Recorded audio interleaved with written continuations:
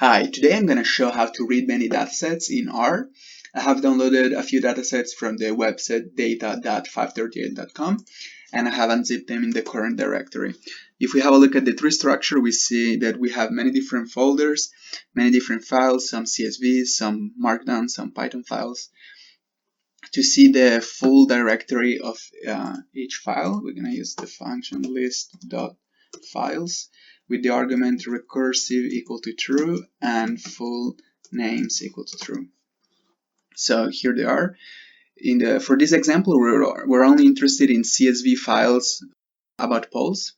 So we're gonna use the function string subset with the pattern CSV and also with the pattern polls. So here they are. We're gonna add them to the object directory polls. So to read all of these files at once, we're gonna use the function map. Map takes an object and a function and applies for each element of that object the function. So in this case, we take our vector of characters and we map the function read CSV. What this will do is it will read each file and then we will obtain a list of data frames. If we want to glimpse these data frames, we're going to use the function walk, which is essentially the same as map, but for side effects like printing.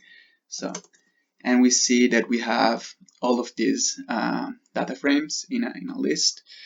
Now this worked nicely because the default argument for separation of read CSV is comma, which happens to be what is right for these datasets.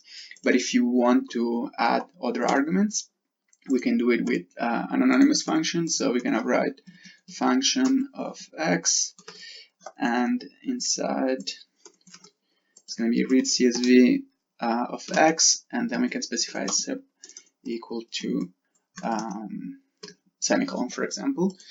In this case, it will not work, so we get an error, but you get the idea, and you can specify more arguments here if you want.